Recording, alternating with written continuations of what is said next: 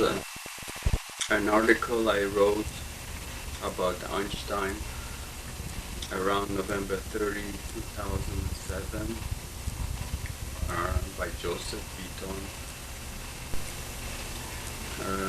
I think maybe I revised it, or I typed it on June 2008.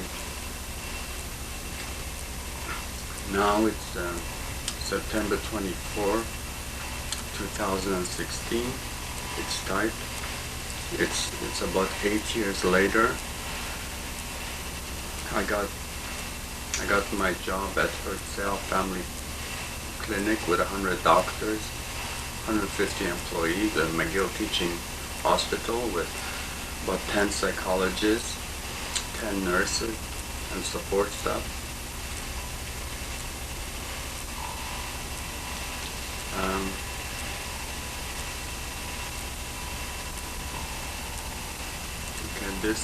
I just saw a lecture this morning by, I think it's a priest, about Jesus, about the Gospel of John. It was only like 33 minutes. It was a bit simplistic, and it wasn't very technical. There was no arguments in it. It was mostly faith.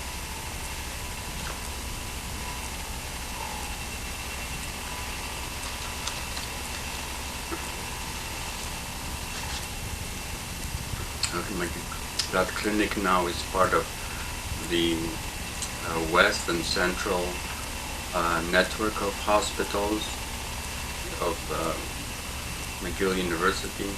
I think now, but I think it's only the Jewish facilities mostly. It doesn't include the super hospital and other McGill hospitals, like St. Mary's or whatever. Okay, this is like 30 years after my first course on physics, really, complete physics, was 1978, or 77, 78, 30 years before this. And on the final exam in 1978, I got 100%, which is the highest in the world, 100%. In the final physics class exam, which may have been the most difficult course in high school. I got very high marks in that. I also won the gym prize. I was very popular. That was the year of the movie Grease, and also Superman in 1978. Okay, so this article I wrote when I was 47 years old in 2007, 2008. Now I am 56. A lot of people, a lot of great thinkers in philosophy and science, maybe in music, acting, even Shakespeare died at younger than that.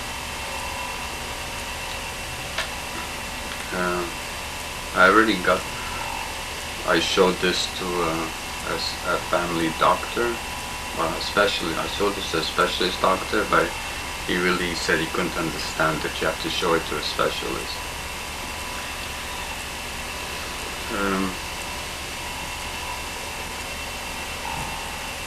Even in mathematics, they say that mathematicians don't understand each other because there's so much mathematics today, specialized. In a way, I'm trying to create a whole book on mathematics in summary form so that anybody, theoretically, could understand mathematics, even the most complicated methods. Okay, so I'm going to start. This is typed, so it should go fast. It's about 50 pages, and I thought it's going to be maybe 2, maybe even 3 lectures. And okay, but Joseph Beaton, 2008, again, that's 8 years ago. I've been working at Herzl Clinic for 8 years. Herzl is named after the founder, Theodor Herzl, which is like the founder of Israel. I was born in Israel, but most of my life I'm here. Again, when he did his lecture, this guy, the priest, I think, the the camera was from far away, but I don't know. I don't know what I'm doing wrong. I can't fix this camera for some reason. It zooms in a lot. But anyway, I don't look too bad. 56.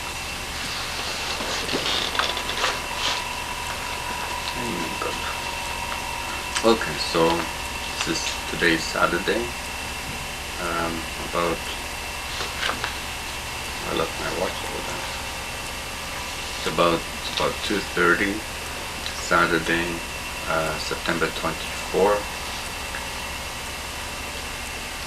Olivia's birthday, I think, is on Monday, September 26th. She'll be 68 years old. I saw her this year in Ontario, and I saw her in 2014. This is unbelievable. I never thought I would do that. And on Monday, also September 26th, the Duke and Duchess of Cambridge are coming to Canada. It's going to be in Victoria. I don't know where else they're going. Actually, Olivia Newton-John was actually born in Cambridge, just like Newton. And Babbage, I think, went to Cambridge University. He's really the inventor of the computer. Also, Hawking is there, or used to be. Okay, so quickly, so let's just start with.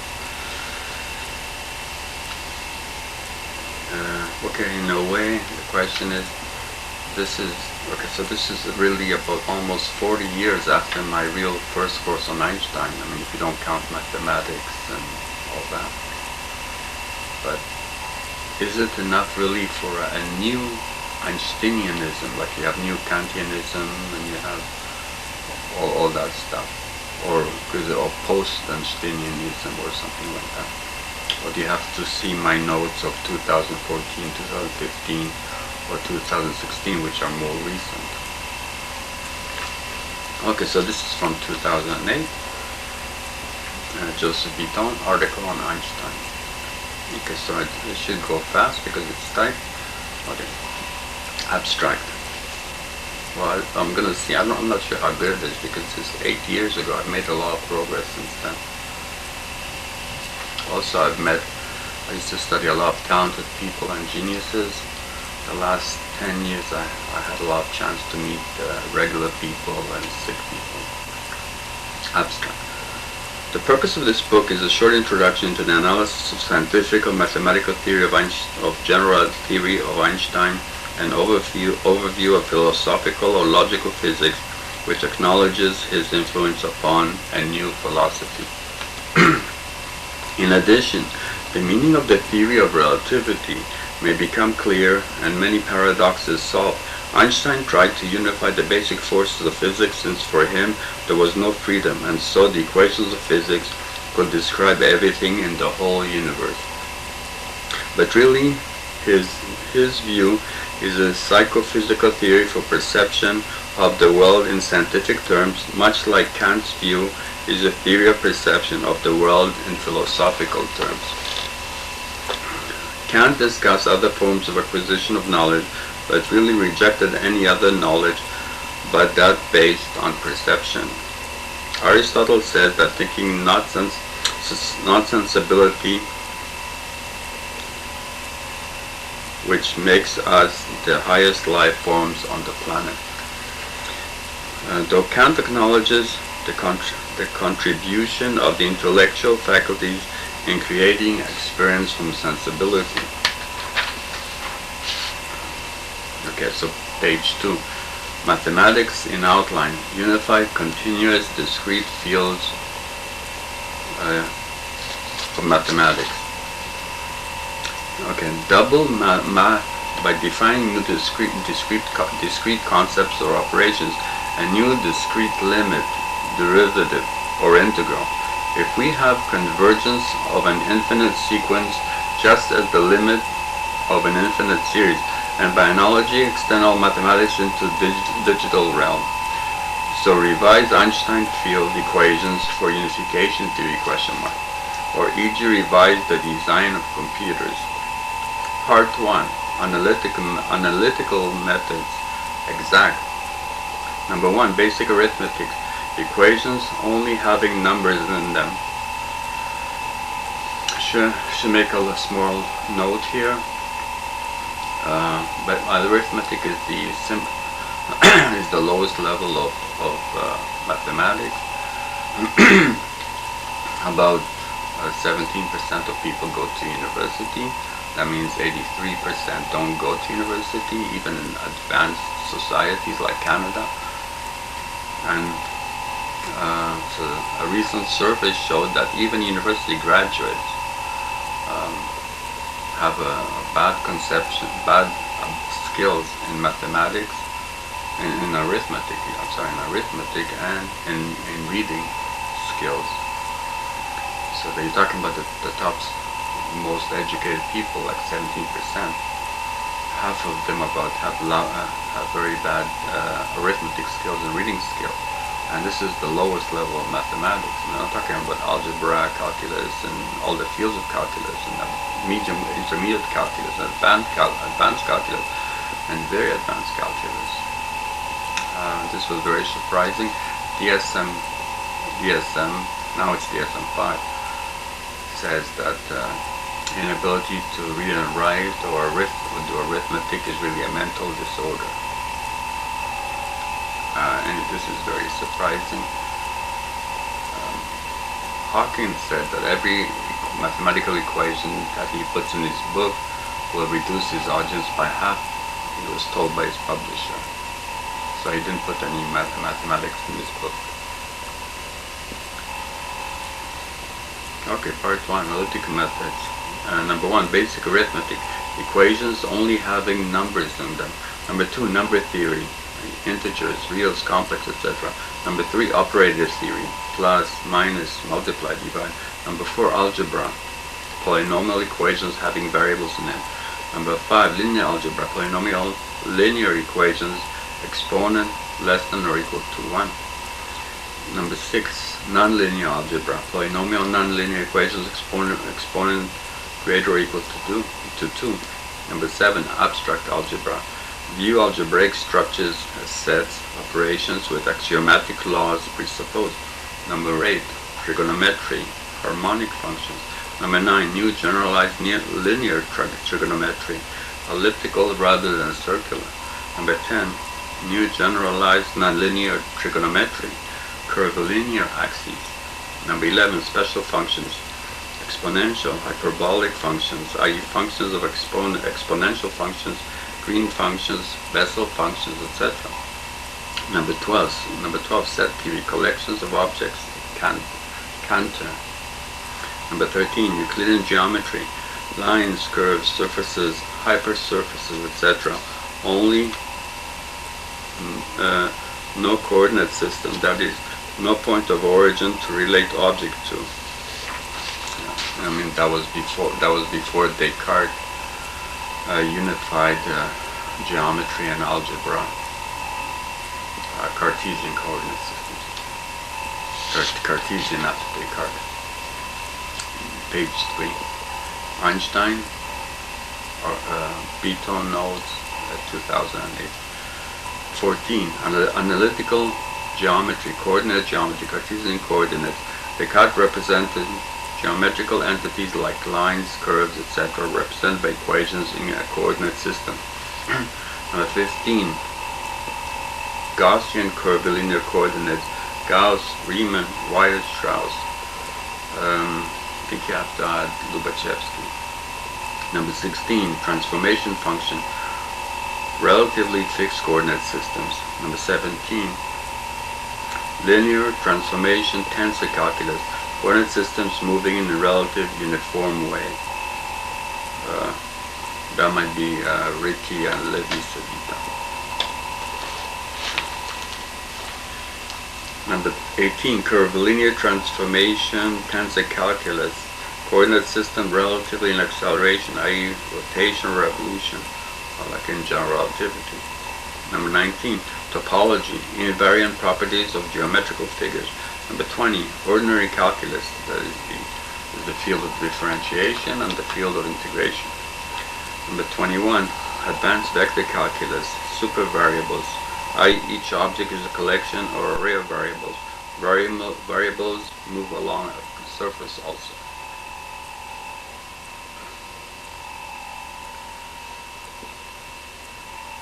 Number 22, advanced multi-vector calculus, matrices, i.e. a collection of arrays of variables.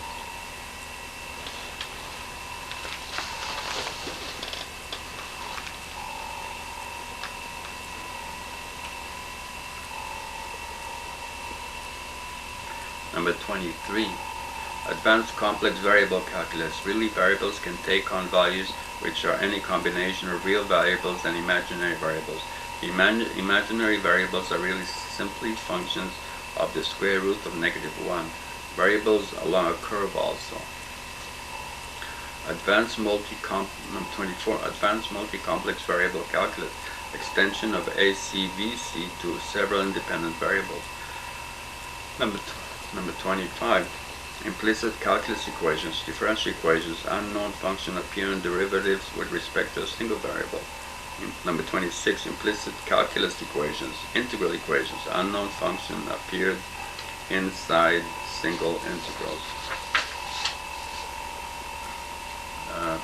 Number 27, implicit multivariable differential equations, partial differential equations, unknown function appears in the derivative with respect to several variables. Number 28, implicit multivariable integral equations, partial integral equations, unknown function appears in iterative integrals. Number 29, variational differential calculus, optimized a derivative. Number 30, linear or nonlinear optimization. Number 31, variational integral calculus, optimized an integral. Number 32, new exosystem derivative calculus, have derivatives involving combinations of variables from different coordinate systems.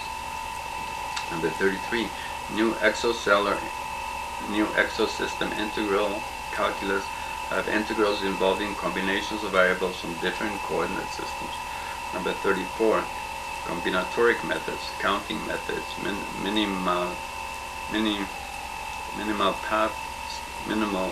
paths, etc. Number 35, substitution, replace term by another variable, expression or super expression. Number 36, mathematical theory of infinity. Number 37, mathematical theory of infinitesimal. It's close to zero.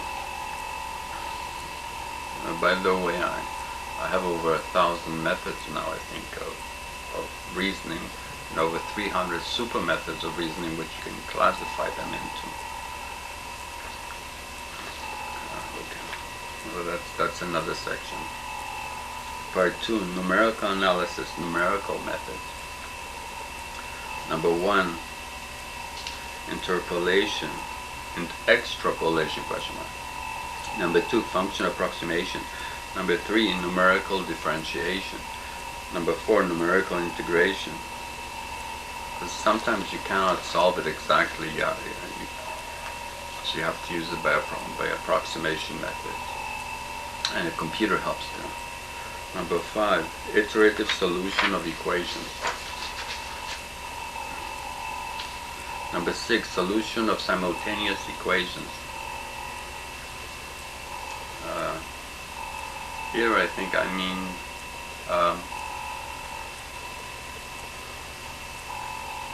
algebraic equations, but I think actually you can actually also do it for systems of differential equations or partial differential equations. I think you will be able to use, Gauss invented the method where you can combine equations and together in a system and reduce it to simpler equation or system or solve them. You might be able to, I don't know if he actually thought of it or it's my extension of it, Joseph Beaton, that you can actually do either arithmetic operations, combine differential equations, or partial differential equations together by adding them and subtracting different ones and all that, so that you can eliminate some variables. So this way you can simplify them, just like he did for algebraic equations. He also not just linear, but also nonlinear algebraic equations. Number 7, solution of differential equations. I think it's finite differences, question mark. Number 8, solution of integral equations. Well, sometimes you can convert them to partial differential equations.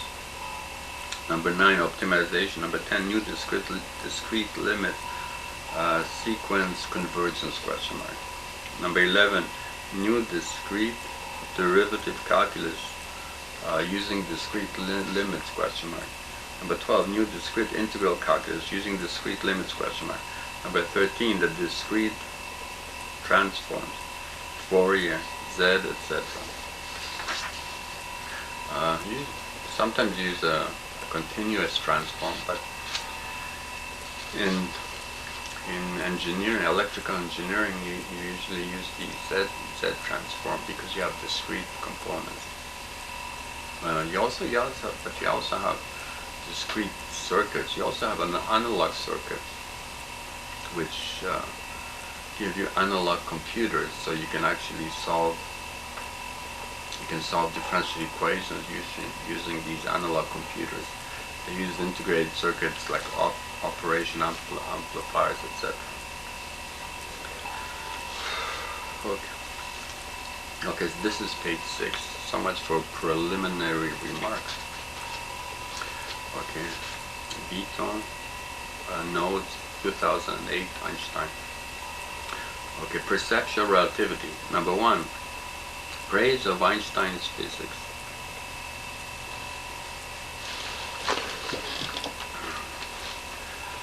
Number 1, praise of Einstein's physics. Brief classification of Einstein's contributions to physics.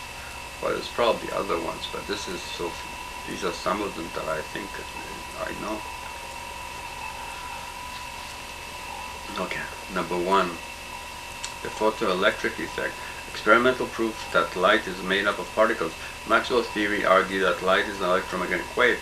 This was a revolution in physics and psychology too, since we rely on light to see the world. These are very different kinds of theories. In a sense, it may have been the beginning of quantum mechanics. Einstein got a Nobel Prize for it, though he should have had several Nobel Prizes, as will be seen. Few people have a Nobel Prize, especially in physics, but Einstein should have had several of them. Although now, I think there's the Einstein Prize, and Hubert Reeves got it, and Penrose got it, among other people. Okay, number 2, the relativity of space, time, mass, and energy, etc. for objects moving in constant relative motion. This causes many paradoxes and opened up a whole field of investigation, psychological physics. Number 3, the equivalence of mass and energy, E equals mc squared, showed that matter can be converted to incredible amounts of energy. Really, this equation assumes that an object is stationary. Einstein gave a more complex equation if an object has kinetic energy, that is, if it's moving. This can be useful for a source of power to run society or for incredible weapons. It may really explain the paradoxes of quantum mechanics in part, since Niels Bohr argued that objects are like matter at times and like waves of energy at other times. I think he calls it the complementarity principle.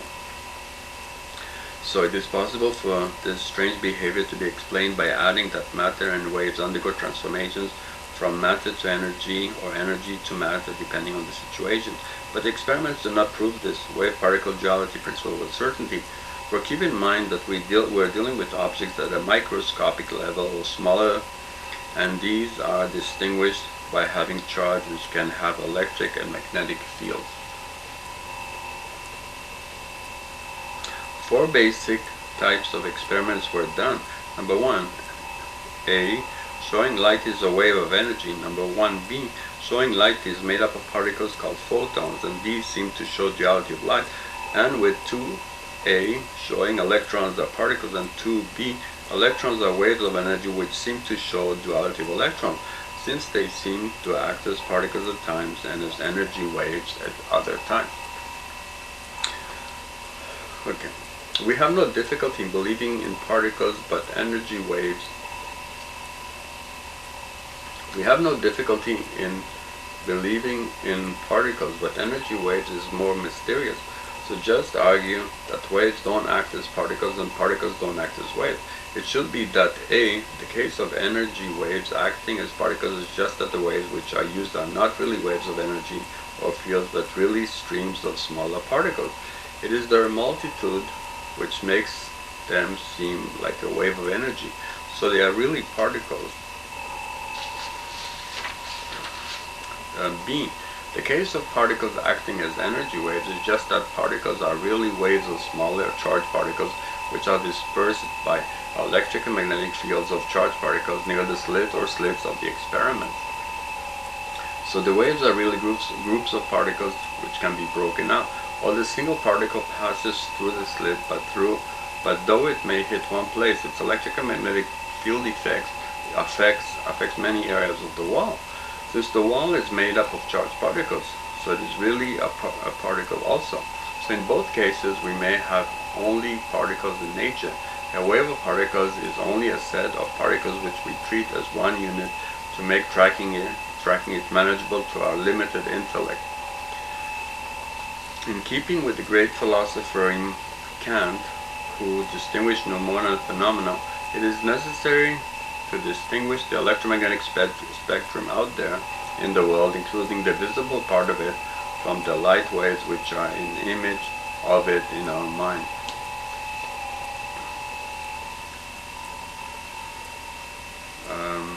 But I saw that Einstein somewhere said that Maxwell is the one who helped prove that have independent fields of electromagnetic waves. Hertz helped to prove that they exist later on. Maxwell solved it mathematically from Maxwell's equations of electromagnetism, and they had the speed of light. I think Einstein predicted Einstein predicted gravitational waves, which I think he uses in his field equations. And I think recently they detected gravitational waves. These also may exist independently of matter. Okay, number 4. There is a maximum speed that is possible in the world, that is the speed of light, 3 times 10 to the 8 meters per second. However, this may really be only a limit on our vision, not a limit of the world. Even if an infinite speed is not possible, the limit may be much higher than the speed of light. It is a relative speed limit between reference frames, but the object moving away from us can move faster than light speed, despite the resulting imaginary numbers in Einstein equation. Imaginary numbers. It just means that the object is moving away faster than the speed of light, so that the light moving towards it will never hit it.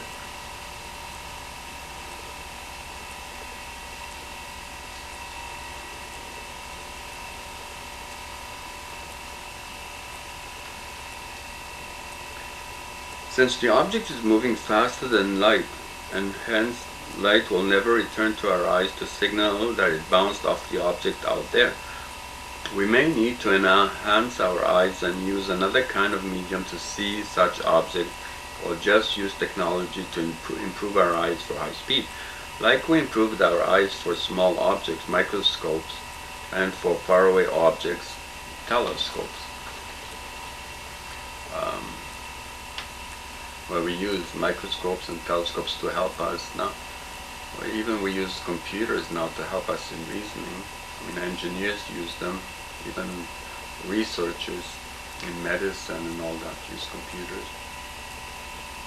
Even in diagnosis now, and I think a CT scan uses computers, so does MRI. Even an EEG or EKG machine, I think, now uses computers because there's so much data. Even for treatment, for cancer treatment, I think they use computers for radiation therapy. And also, they used to have many clerks in all the laboratories of hospitals doing all kinds of work, but that job has been replaced, a lot of it by computers, so a lot of people lost their jobs. There's still a lot of people losing their jobs now because of being replaced by computers. It's not just because they're getting older and replaced by younger people who get paid less, or replaced by foreign labor where they have no unions or they get paid very little. Now it's computers are taking away people's jobs. It's a big problem now. Number 5. Einstein's field equations. Einstein gave equations for describing the force of gravity in the universe. At first he didn't know that the universe was expanding. When he found out about it, he modified his equations, but later modified them back. He considered that as one of the greatest blunders of his life, one of the biggest mistakes of his life. These equations are very complex, that is the derivation of them.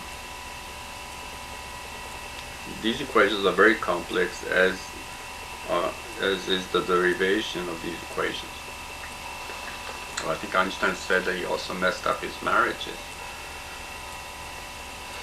Anyway, but he had very important work, so he had children and a wife, but had very important work also, so it took away a lot of his time. Number 6, he gave a proof that Newton's system of mechanics is correct, using far more complex mathematical techniques, including a more complex formulation of Newton's equations. Newton's mechanics is very simple. Newton's, I was surprised to find out, did not even use calculus, that he invented him and Leibniz. I don't know which one is first, but they